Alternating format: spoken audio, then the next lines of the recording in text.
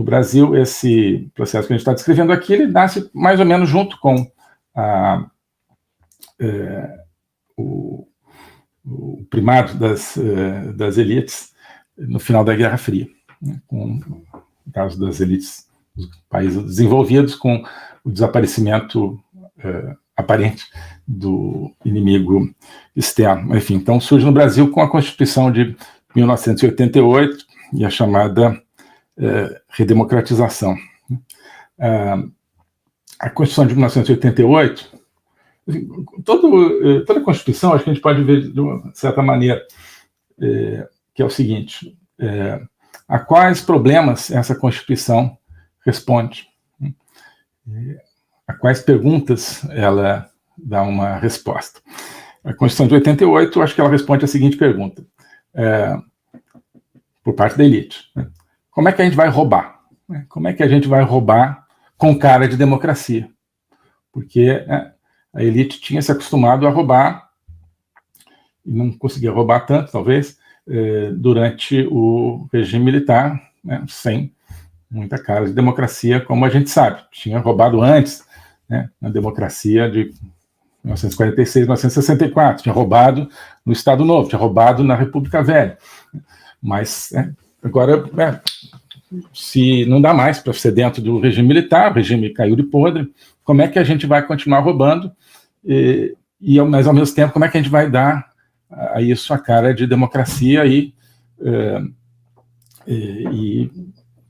dizer ao mundo que nós temos e ao Brasil que nós temos um regime democrático e não um regime cleptocrático ou plutocrático?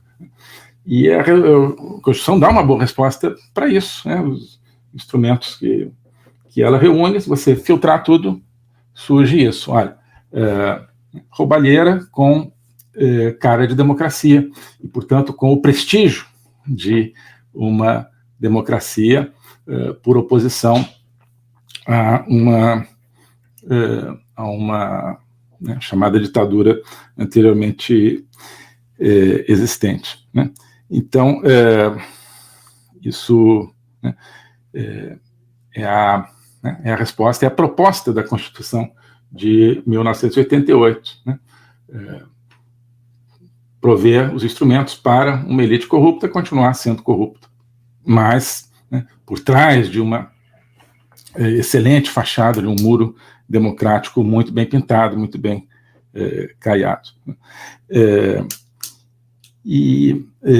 Como é que isso é feito na prática? Com o surgimento progressivo de um presidencialismo de coalizão, que surge aí já no período de transição, né, governo Sarney, mas se consolida depois do impeachment de Collor, né? Collor, né, que, com todos os problemas daquela época, tenta, de alguma maneira, pelo menos parcialmente, quebrar um pouco esse sistema, abrir um pouco a economia, né, retirar alguns poderes de parte da elite, né, pode dizer que para concentrá-los em outra parte da elite, né.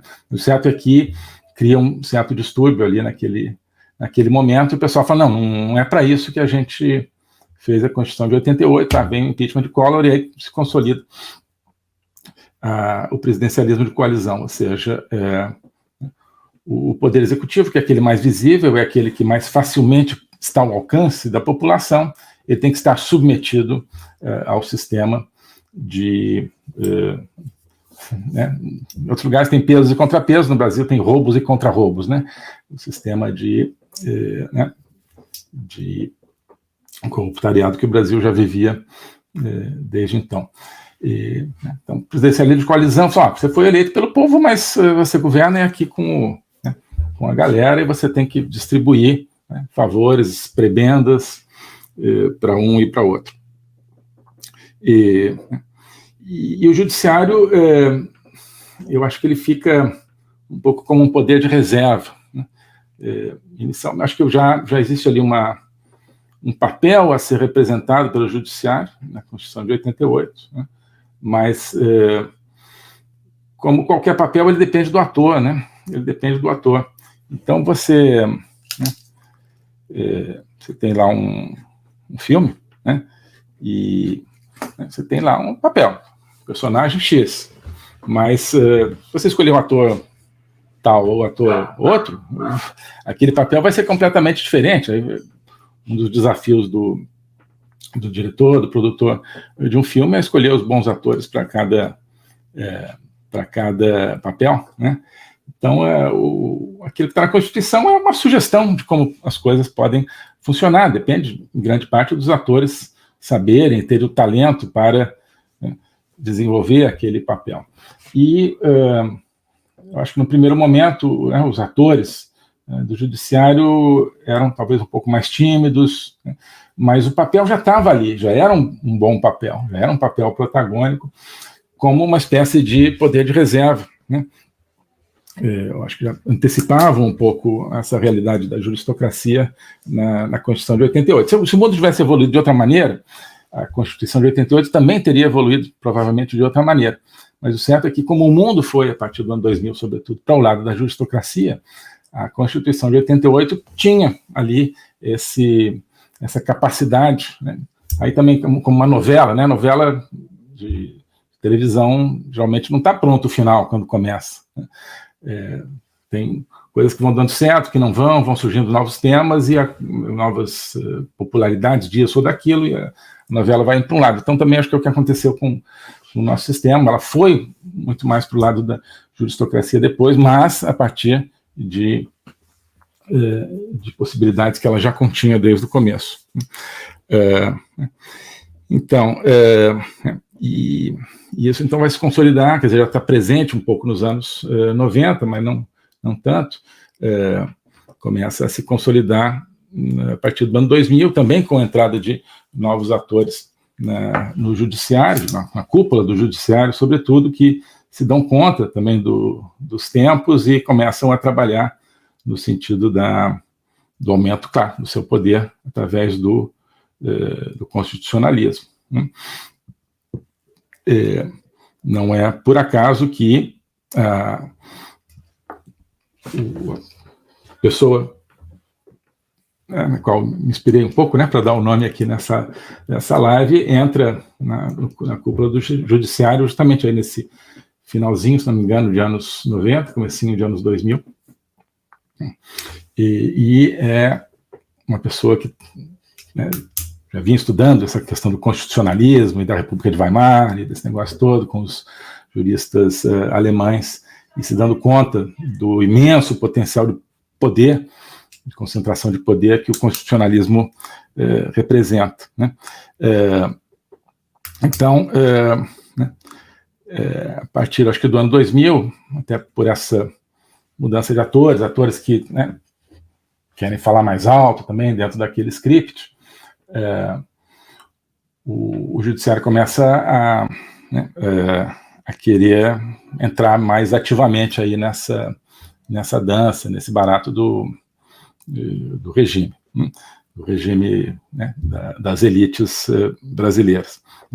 E rapidamente o judiciário ele entra na formação dessa coalizão, né? E aos poucos a gente vai vendo que o Brasil vai se transformando de um presidencialismo de coalizão num judicialismo de coalizão. Ou seja, quem capitaneia, quer dizer, não era assim naquela época, mas é assim que a gente está hoje, quer dizer, já para chegar no ponto atual. Até recentemente, quem capitaneava a formação da coalizão era o presidente, portanto, era o presidencialismo de coalizão, né? O presidente aqui administrava as prebendas. Hoje eu acho que é mais realmente o judiciário, então nós temos um judicialismo de coalizão.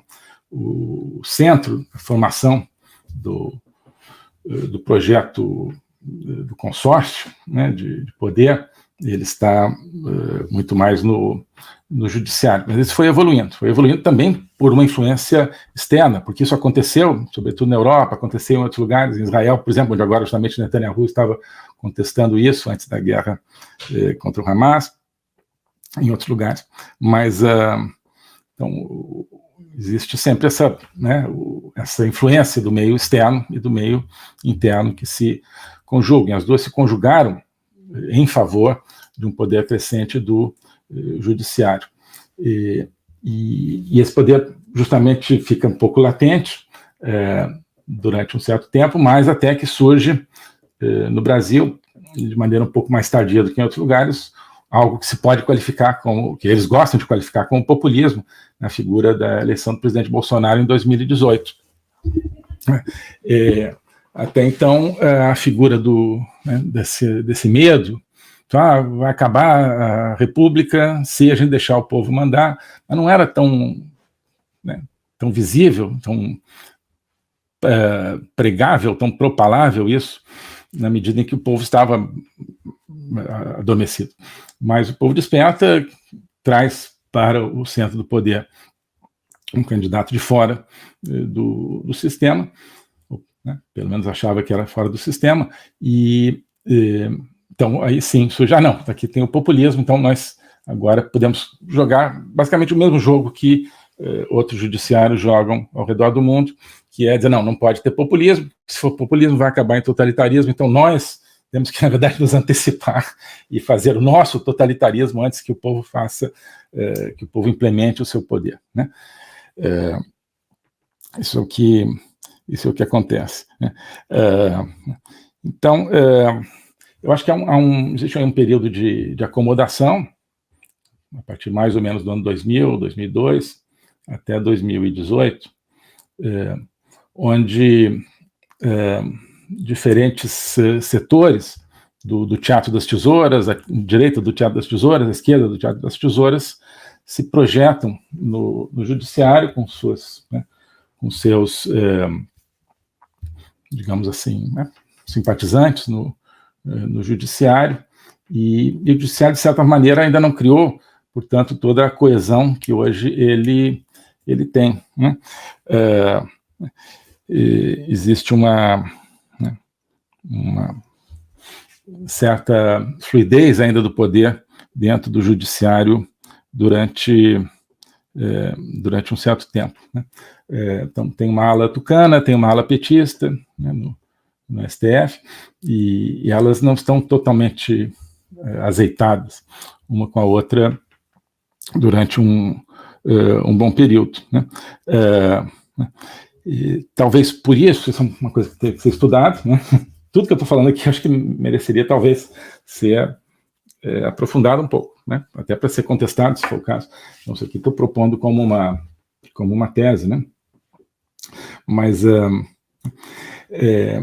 é interessante a gente tentar entender como é que esse sistema se processou entre 2013 e 2014, quando começa a reação popular contra o regime, sobretudo quando começa a Lava Jato, e 2018, 2019, porque o certo é que o judiciário ele acolhe a Lava Jato, né? Ele teria podido, se quisesse, né? Se acham que a Lava Jato era uma coisa tão horrível, poderiam facilmente ter brecado a Lava Jato em vários momentos, né? Se acham que Lula não podia ter sido condenado e preso, teriam várias oportunidades para terem brecado os processos contra Lula muito antes. É estranho por que não o fizeram, né? O judiciário, o STF, ele acolhe o processo de impeachment, né? Ele valida o processo de impeachment.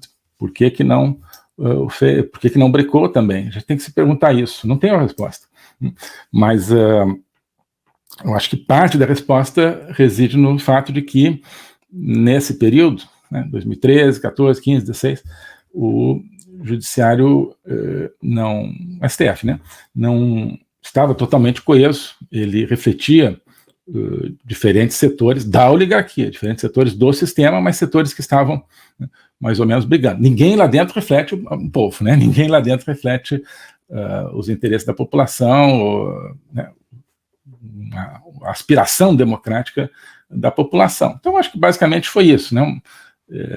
Por algum motivo, a ala, né, mais tucana predominou, né? Deve ter havido todo tipo de entendimento para que eles dissessem, não, vamos deixar aí a Lava Jato e tal, e depois a gente vê o que faz, não sei, né? Não sei o que terá passado pela cabeça, né? Mas também não sei se é tão claro assim, porque nós temos falas antigas, não tão antigas, né, mas de alguns anos atrás, de ministros do STF, que hoje são tão visceralmente anti-Lava Jato, que prezavam a Lava Jato, que elogiavam a Lava Jato, que diziam que o Brasil tinha caído na mão de uma cleptocracia, né? Vejo pelo menos 2 exemplos desses ministros, um que é oriundo do tempo do governo PSDB e outro que é oriundo do governo PT, e ambos falavam já, em determinado momento, a favor da Lava Jato, contra a cleptocracia do PT.